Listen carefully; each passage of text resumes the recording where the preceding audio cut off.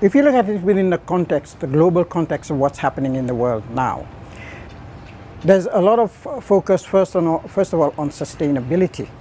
And especially this year, which is the United Nations International Year on Small Island Developing States, there's a lot of focus on islands. So now is the time for islands, irrespective of their political status, to step up and be counted.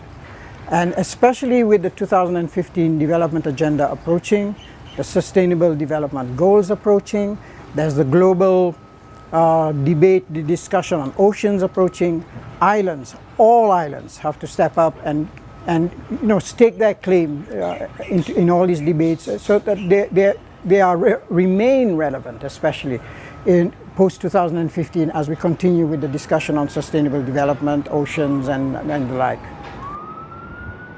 Definitely. It's all summarized in the Aloha Plus Challenge. There's a lot happening in Hawaii that I think islands around the world, irrespective of, not just in the Pacific, in the Indian Ocean, in the Caribbean, in the Atlantic, can learn from or use for inspiration. All islands face similar challenges, whether it's in sea level rise and climate change, whether it's development. It doesn't matter for food security, water security, energy. Energy is a global issue. And we all face similar challenges. We do not necessarily approach the solutions in the right way. We do not necessarily have the same solutions, but we all seem to think alike. That's one thing you'll find. Put a bunch of islanders in the room, you'll find a lot of people who think alike. And I think Hawaii, as amongst the more developed of the islands around the world, has lessons learned, has innovative ideas, has thinking that it can share with islands around the world, including island states and island territories, that I think this is the time for Hawaii to step forward. That was my challenge when I came last year. It's time for Hawaii to step up and step forward. And did they step up and step forward with the Aloha Plus Challenge. I mean, that is something that they should share. I think if Hawaiians feel that they have some sort of kinship, some sort of responsibility towards islanders around the world, then I would say they have a responsibility to share this with the rest of the world and let the others decide what they can use from it, if there's anything they find useful. But having been involved with this when Aloha Plus Challenge was still a conversation, I know that there's a lot in the Aloha Plus Challenge that a lot of islands would be interested in. You know, the interesting thing from what I'm saying is I'm not talking about this from a political point of view. I'm neither a Democrat nor a Republican. I'm an islander. And I find that these are island issues which are over and above politics as such. These are issues of sustainability. In some islands, in the Pacific and Indian Ocean, it's a question of survival. It's not a question of which party you belong to. These are issues that all islands have to face. Of course, when other islands look at the Aloha Plus Challenge and make decisions as to whether they're going to borrow from it, of course it's a political decision. But I don't think the issues themselves, the challenges, sea level rise is not political. It's a threat to all of us. Degrading coral reefs is not political. It's a threat. How you respond to it may be political.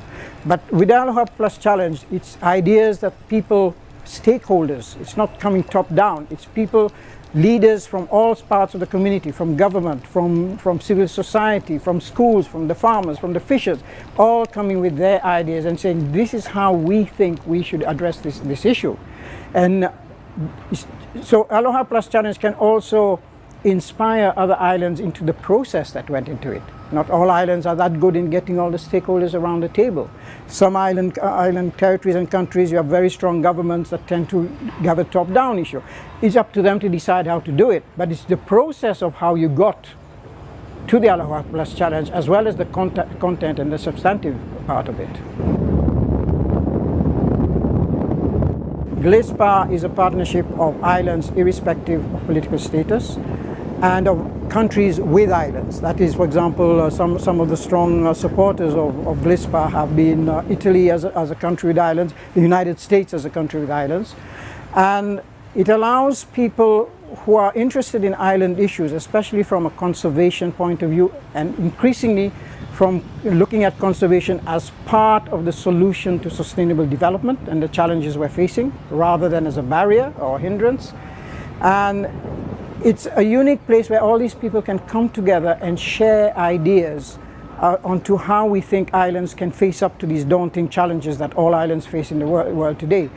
So GLISPA has been a platform that people have used, and it was, for example, the Hawaii Green Growth Initiative was part of GLISPA before Aloha Plus and the governor came on board. But when I came last year to challenge the governor, it was as GLISPA. It was the Hawaii Green Growth people in GLISPA who said you should come and talk to the Hawaiians about what you're talking about, and sort of entice them out. And I always say, islanders are fishermen. It's all about finding the right bait to hook someone, and I think we've done it this time. If you're an islander, how can you not be hooked?